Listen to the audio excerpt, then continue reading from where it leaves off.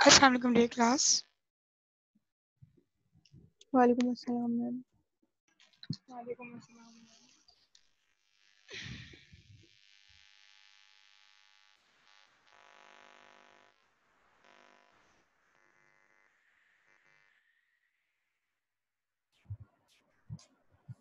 अस्सलाम वालेकुम मैम। वालेकुम अस्सलाम। निम्रा कैसी हैं आप? अल्हम्दुलिल्लाह मैम, आप कैसी हैं? अल्हम्दुलिल्लाह। आज हम बेटा फिजियोलॉजी पढ़ेंगे और फिजियोलॉजी में हमारा टॉपिक होगा last one, the function of autonomic nervous system. ठीक है, तो हम फिजियोलॉजी कंप्लीट कर चुके हैं और फिजियोलॉजी के जितने भी पास्ट पेपर्स हैं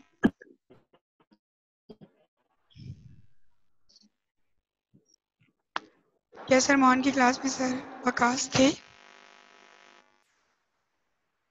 नो मैम।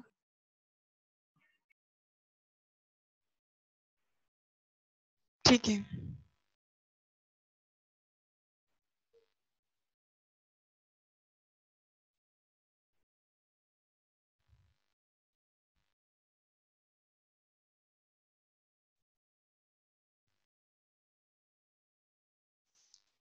बेटा हम क्लास स्टार्ट करें या पार्टिसिपेंट्स का वेट कर लें?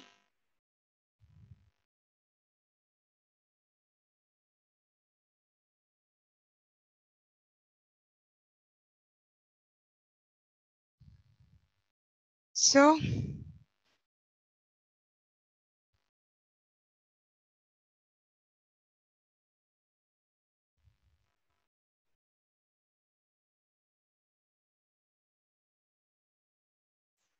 बेटा हमारा आज का टॉपिक है functions of autonomic nervous system. ठीक है, ये फिजियोलॉजी का लास्ट टॉपिक है फ्रॉम माय बिहाफ। इसके अलावा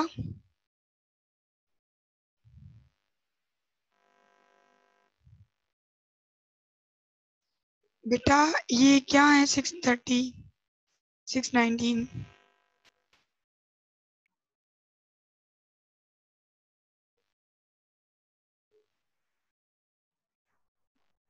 मैम आपको नहीं पता? मैम ये हमें स्टाफ की तरफ से मिला है प्राइवेट आपको कोर्स। सेंड की जाए आप, ताकि मैम वो अननोन स्टूडेंट्स आते हैं ना, टीचर्स तो को हम मालूम लोग हो आए। कि स्टूडेंट्स हैं। Okay okay Ma'am, from tomorrow. Girls from tomorrow. ठीक है। तो जो स्टूडेंट मुझे कोड सेंड नहीं कर रहा मैं उसको अलाउ ना करूं? जी मैम, आप उनसे मैम उनकी आप अटेंडेंस स्मार्ट नहीं होगी उनकी अटेंडेंस। मैम हम Okay. देख रहे हैं।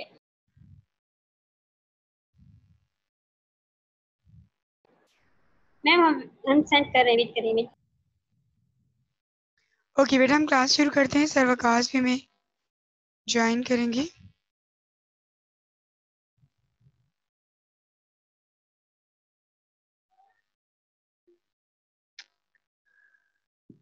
Sure.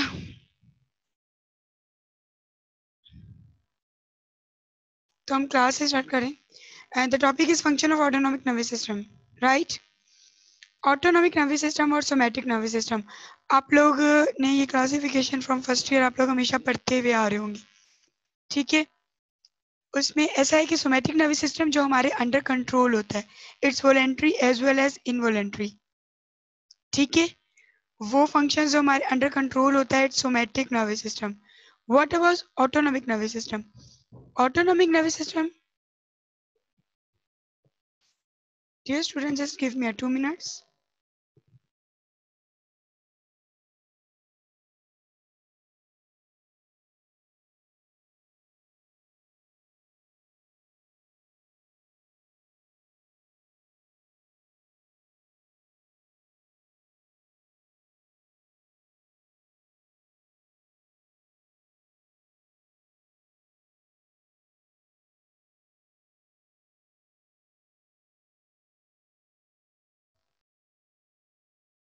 Yes, back to the class. I'm sorry for interruption.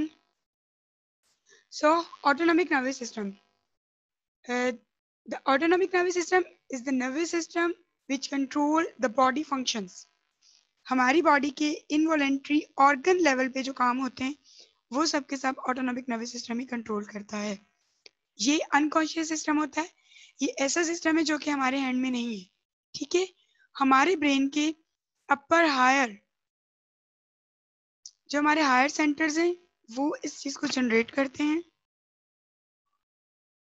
ठीक है, और वही इस चीज को कंट्रोल करते हैं, द ऑटोनॉमिक नर्वस सिस्टम, ठीक है। अगर हम इंट्रोडक्शन की तरफ चले, द पेरिफेरल नर्वस सिस्टम और PNS consist of the cranial nerves, spinal nerves and ganglion. जो हमारा पेरिफेरल नर्वस सिस्टम होता है, जिसे हम पेरिफेरल नर्वस सिस्टम PNS कहते हैं, ऑटोनॉमिक से हटकर होता है। ये कंसिस्ट करता है क्रेनियल नर्व्स पे। जो 12 क्रेनियल नर्व्स थी बेटा, मैं उनकी बात कर रही हूँ।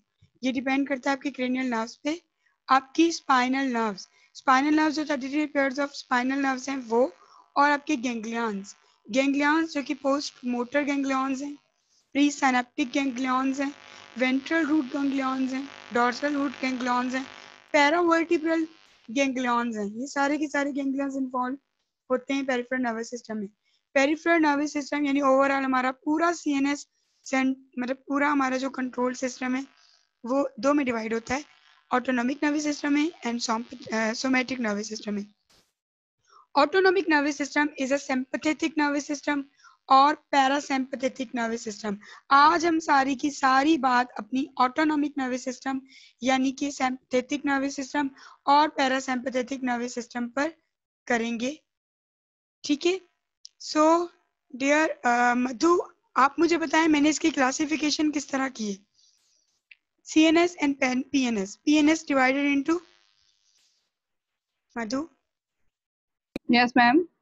जी, मैंने PNS की डिवीजन किस तरह की है, क्लासिफिकेशन किस तरह की है मैंने इसकी। मैम दो क्लासिफिकेशन है ना उसकी, एक ऑटोनॉमिक नर्वस सिस्टम और एक somatic.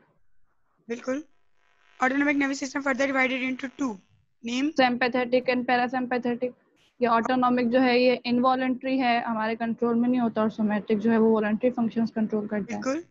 Peripheral nervous system consist on cranial nerves और जो गैंग्लियन होते हैं, और हमारे spinal nerves. spinal nerve, that's very good.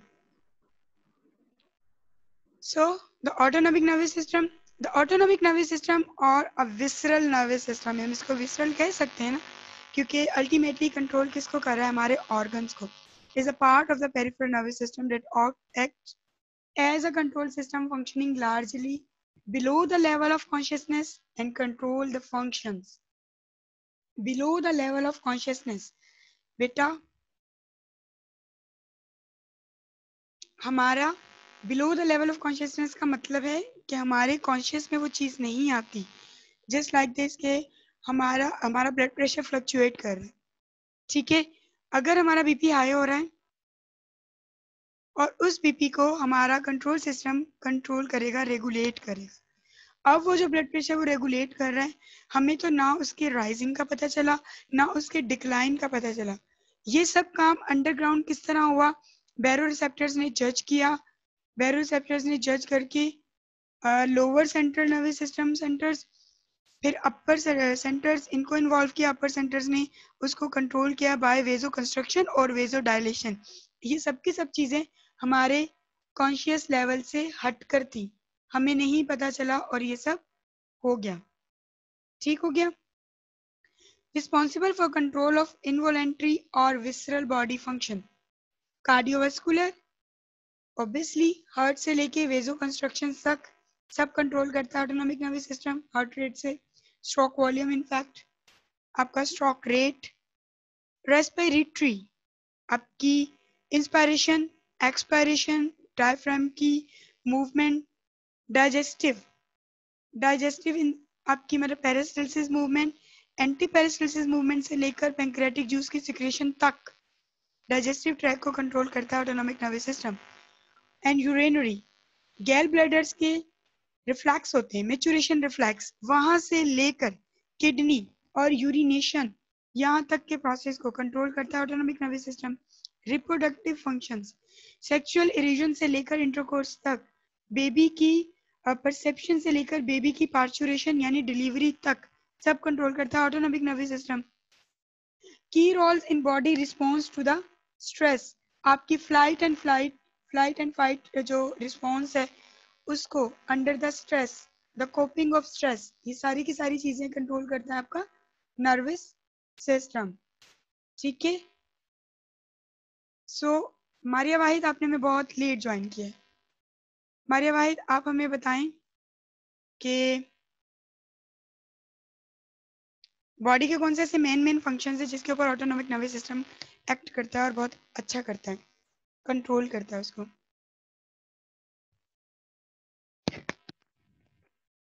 Maria Wahid.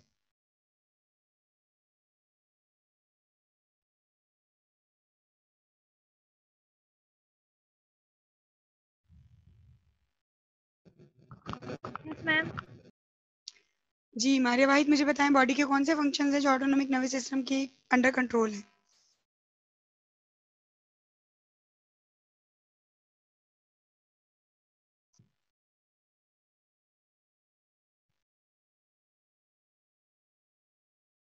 Ma'am respiratory इसके अलावा? और कार्डियोवैस्कुलर, ओके। डाइजेस्टिव, और डाइजेस्टिव। ठीक हो गया, दैट्स वेरी गुड। मैं फिर से कभी भी सवाल पूछ सकती हूँ बेटा, फोकस में रहिएगा, सुनते रहिएगा। General function of the autonomic nervous system, autonomic nervous system regulate the activity of cardiac muscles, smooth muscles and glands. In fact hormones की सिक्रीशन तक ऑटोनॉमिक नर्वस सिस्टम के कंट्रोल में आती हैं। Autonomic nervous system classically divided into two subsystems. Sympathetic nervous system is allow body to function under stress. Under stress body ज्यादा actively काम करेगी।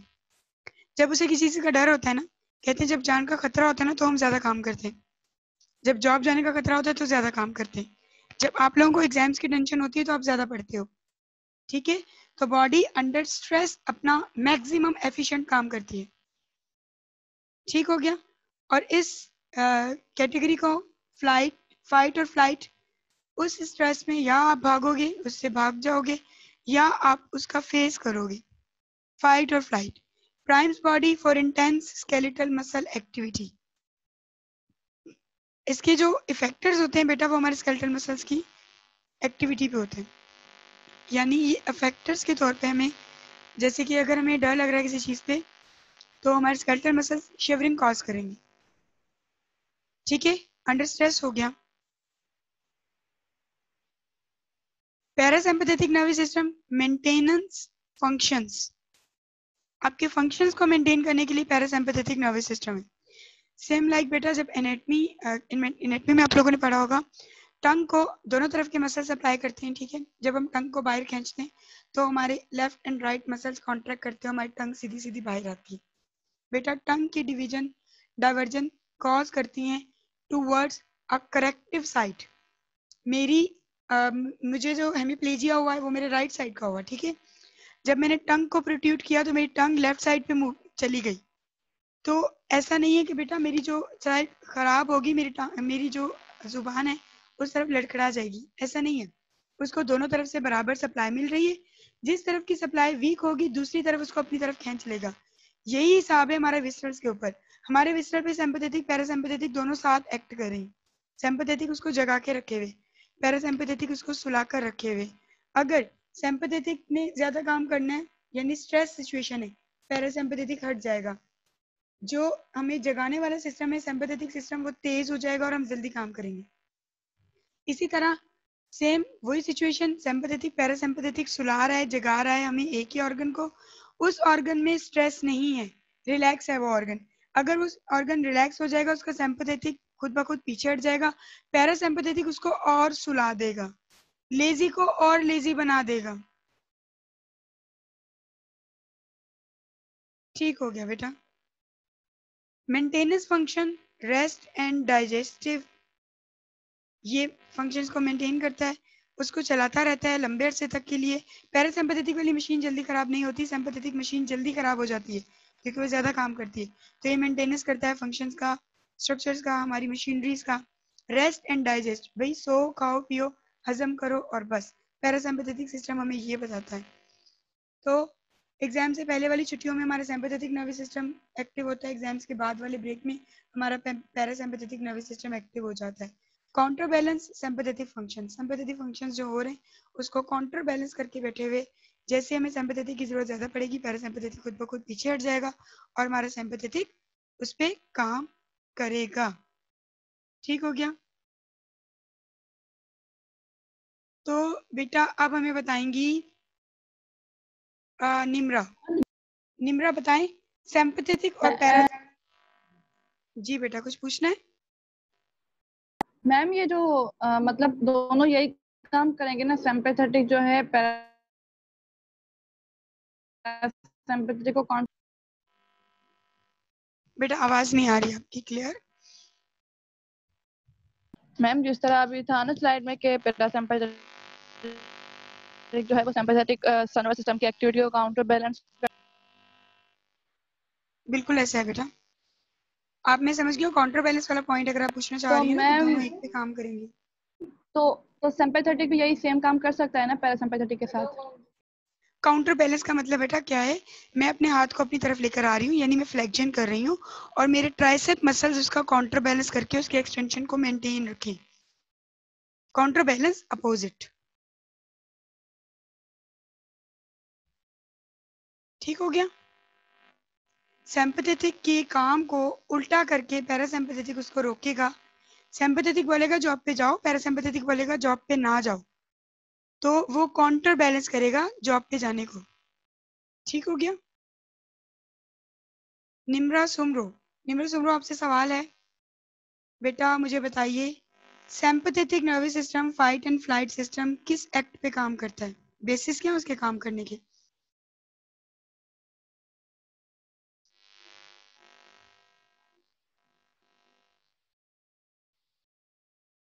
निम्रा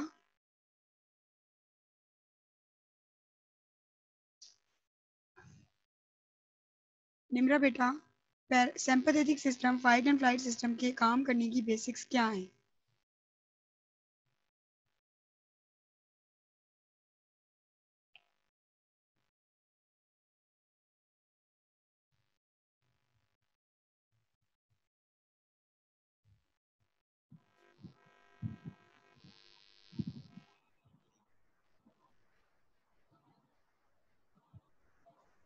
जी निम्रा कहिए। मैम आवाज आ रही है आपको? अब आ रही है, कहिए।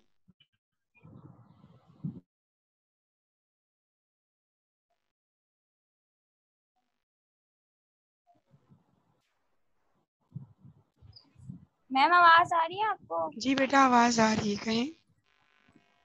मैम नेट रुक रहा है बार बार। चले बेटा आप मुझे चैट में रिप्लाई करें, ठीक है?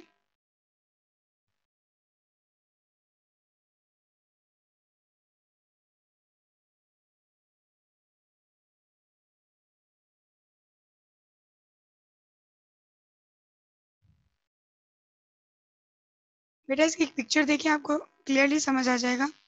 Autonomic nervous system is sympathetic fight और flight system, parasympathetic rest and digestive system. आपको उठा के भगाने में, काम करने में, आपको एक्टिव करने में सिंपैथेटिक सिस्टम का काम होता है और आपको लेजी करने में, सुलाने में, डाइजेशन करवाने में, रेस्ट करने में पैरासिम्पैथेटिक का काम होता है। ठीक है? Autonomic nervous system in general, nerve impulses from one division of ANS stimulate the organ to increase its activity, excitation, and another part inhibit the organ activity यानी inhibition। एक ही organ के ऊपर ऑटोनॉमिक नर्वस सिस्टम की दोनों branches हैं, parasympathetic भी और sympathetic भी। सिंपैथेटिक उस ऑर्गन को एक्साइटेड करेगी, उस फैक्ट्री को तेज करेगी, और पैरासिम्पैथेटिक उस फैक्ट्री की इलेक्ट्रिसिटी काट देगी यानी उसे लेजी करेगी, उसे स्टॉप करेगी, उसे रोकेगी। तो एक ऑर्गन को एक्साइटेड करेगी सिंपैथेटिक और उसी ऑर्गन को इनहिबिट करेगा पैरासिम्पैथेटिक। इन दोनों में से जो ज्यादा स्ट्रॉन्ग आएगा ऑर्गन उसी तरह काम करेगा। पैरासिम्पैथेटिक स्ट्रॉन्ग आ रहा है तो ऑर्गन काम नहीं करेगा, इनहिबिट हो जाएगा, रुक जाएगा। सिंपैथेटिक के सिग्नल स्ट्रॉन्ग आ रहे हैं तो आपका वो ऑर्गन काम करेगा, एक्साइटेड रहेगा। ठीक है? Structurally ANS autonomic nervous system include करता है सेंसरी न्यूरॉन्स, सेम लाइक बेटा हमारी मोटर एक्टिविटीज भी इसी तरह थी, पेरिफेरल नर्वस सिस्टम भी इसी तरह था। सेंसरी न्यूरॉन्स एफरेंट यानी सेंसरी इंपल्सेस लेके जाने वाला, from body to the nervous system. Then integrating centre of the CNS। उसके बाद ऑटोनॉमिक मोटर न्यूरॉन्स इफरेंट, यानी मोटर सिग्नल्स जो कि हमारे ब्रेन ने डिसाइड किया है कि हमारे ऑर्गन को ये काम करना है, वो सिग्नल्स लेकर आएगा ऑटोनॉमिक मोटर न्यूरॉन। हमारा नेट चल गया था ma'am. Hello no ma'am. Ishu बेटा, मैंने आपसे ये कह दिया था कि आप चैट में भी मुझे आंसर कर सकती हैं। अच्छा मुझे बताएं, आप आंसर करें कि सिंपैथेटिक नर्वस सिस्टम किस बेसिस पे काम करता है इन ह्यूमन बॉडी।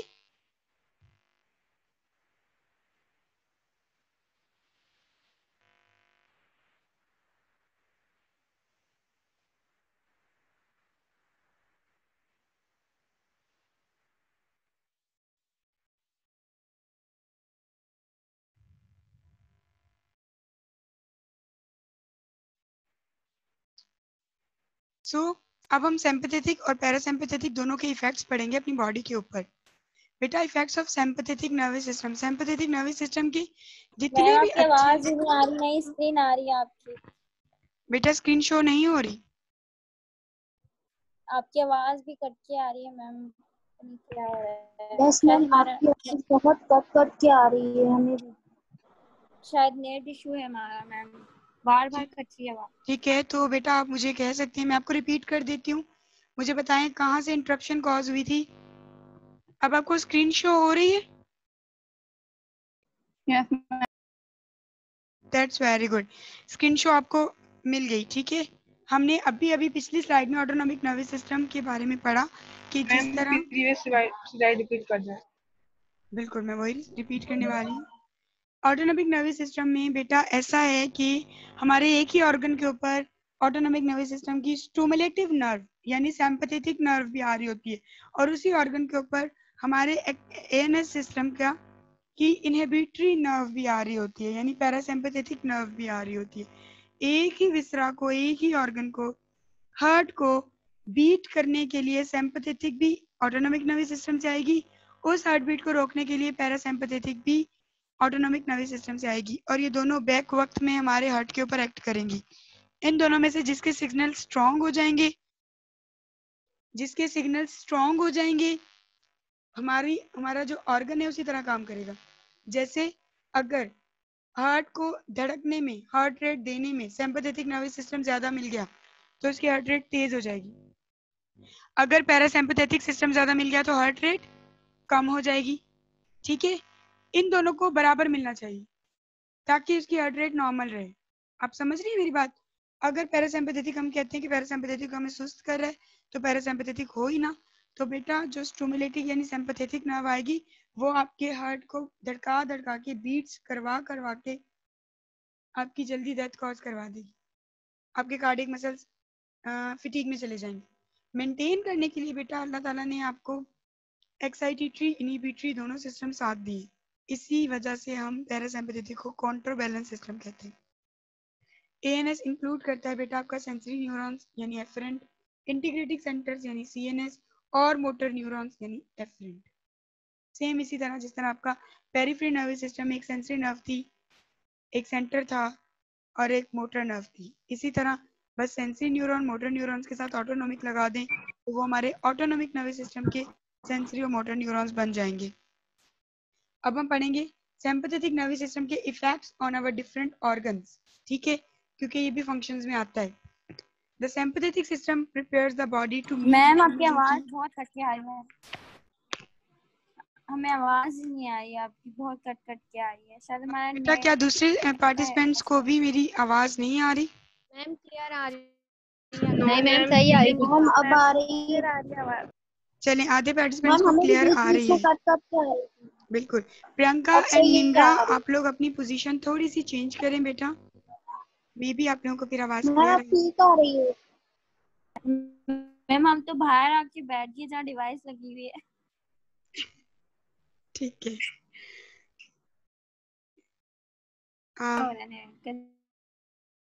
आप क्लास ले लें मैम, अगर इंटरप्ट हुआ तो कोई बात नहीं, ठीक है रिकॉर्डेड बेटा, लेक्चर लेकिन हम निम्रा सब। अगर आपको आप स्लाइड्स को तो रीड करो और आपको जो भी पॉइंट पूछना हो मुझसे पूछे बिला झिझक, मैं आपको 10 दफा भी कहेंगी तो रिपीट कर दूंगी। ठीक है, चलें।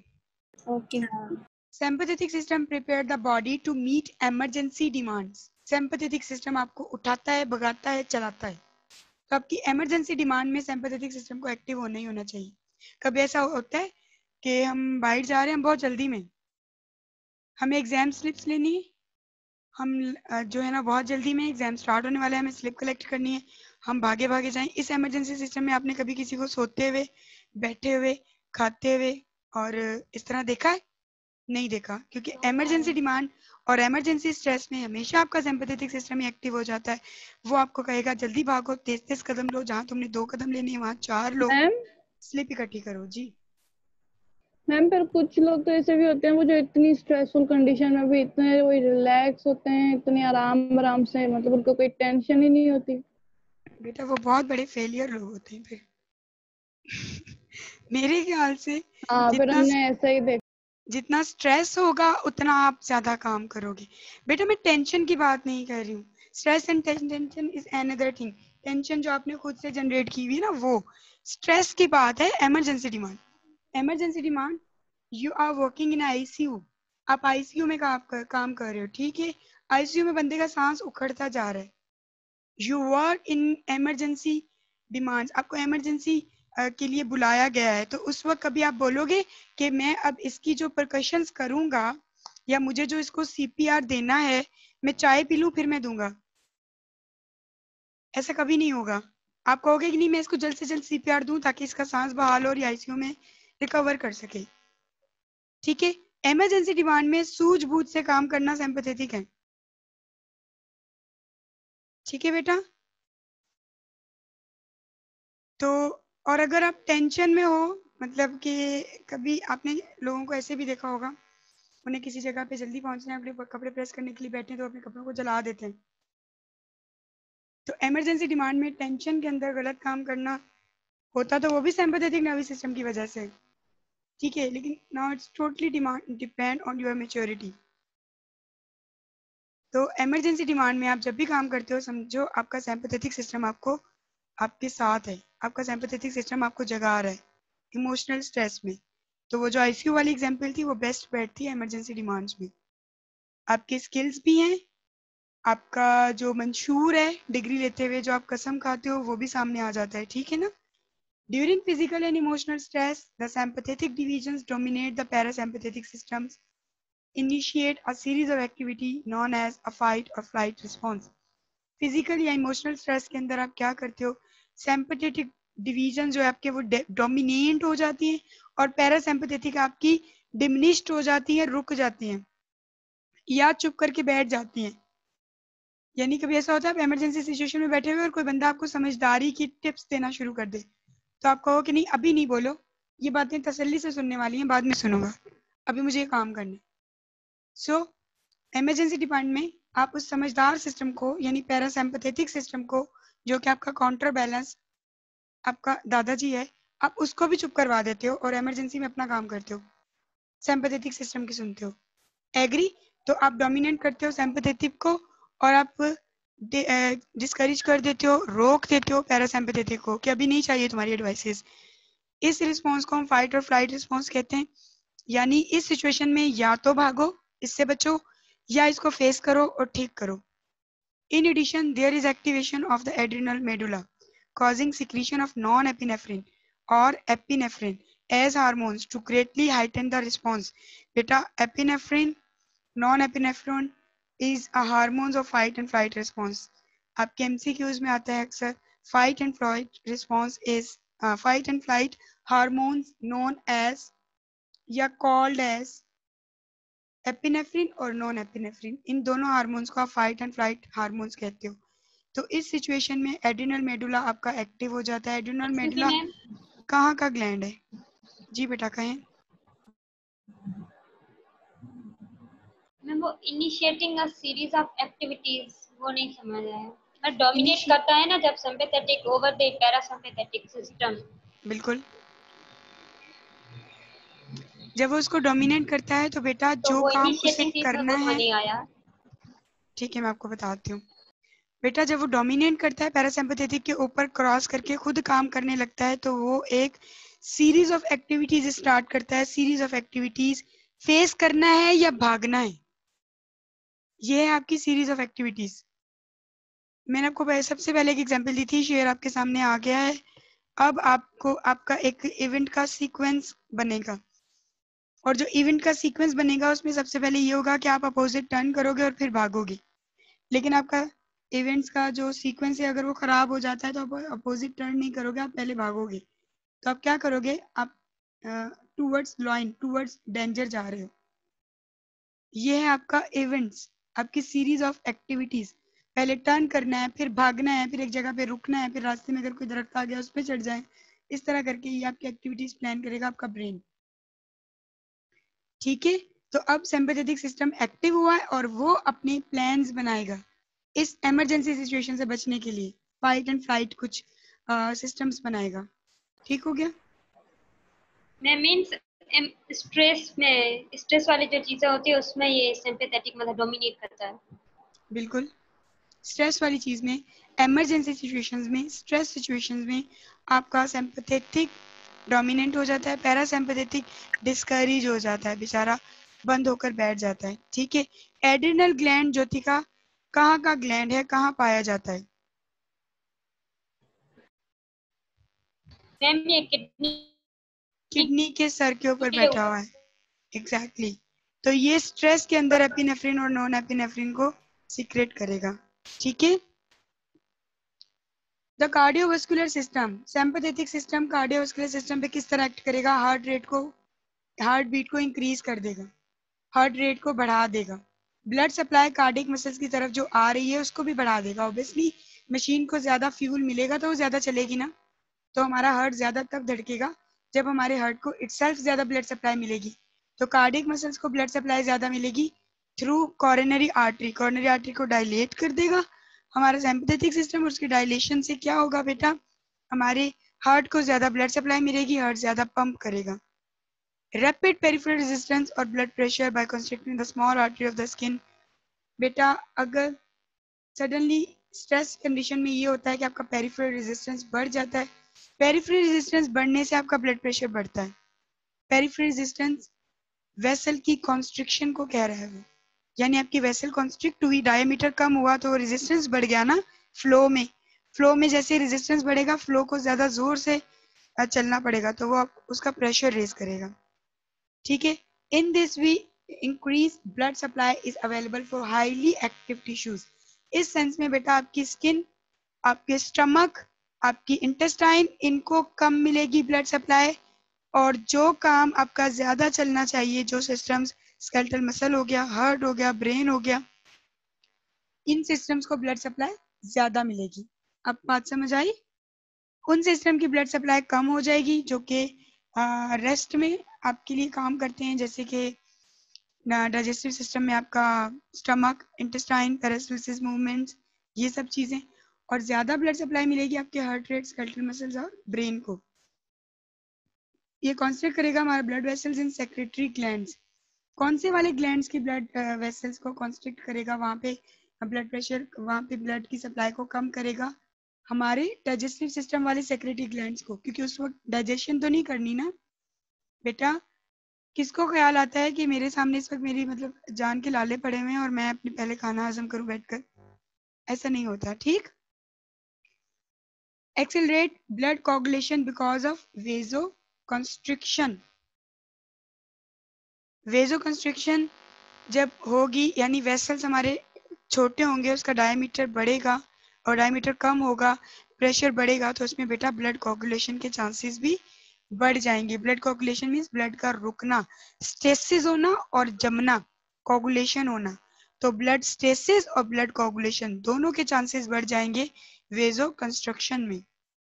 आपको कार्डियोवास्कुलर सिस्टम समझ आया? और अब हमें ये सिस्टम समझाएंगी महक कुमारी। महक बेटा, कार्डियोवास्कुलर सिस्टम में सिंपैथेटिक सिस्टम किस तरह काम करता है? मैम सबसे पहले तो जो हमारा हार्ट रेट है वो इंक्रीज हो जाता है। ठीक हो गया, उसके बाद? और जो भी सिस्टम जो है हमारा एक्टिविटी में उस वक्त जो ज्यादा एक्टिव होता है तो जो हमारा ब्लड सप्लाई है उस ऑर्गेनल को ज्यादा मिलता है या ऑर्गन को ज्यादा मिलता है उस टाइम? बिल्कुल सही कह रही हैं आप, जिसमें स्केलेटल मसल है, ब्रेन है और हमारा हार्ट है। ठीक हो गया।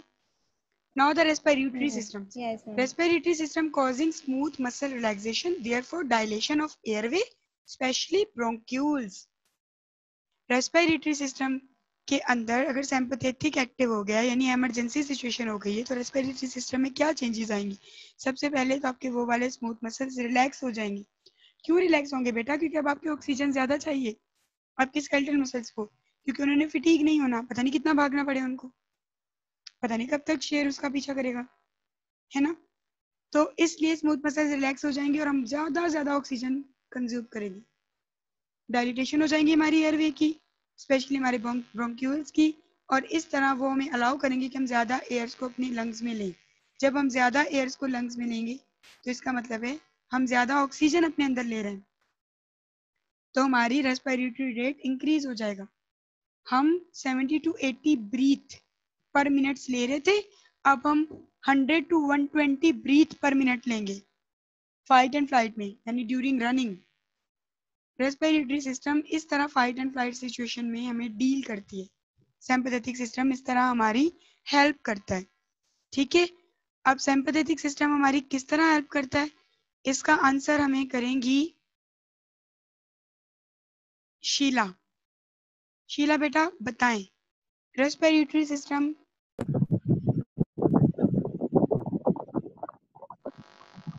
यस मैम, आवाज आ रही है? बेटा बिल्कुल आवाज आ रही है आपकी।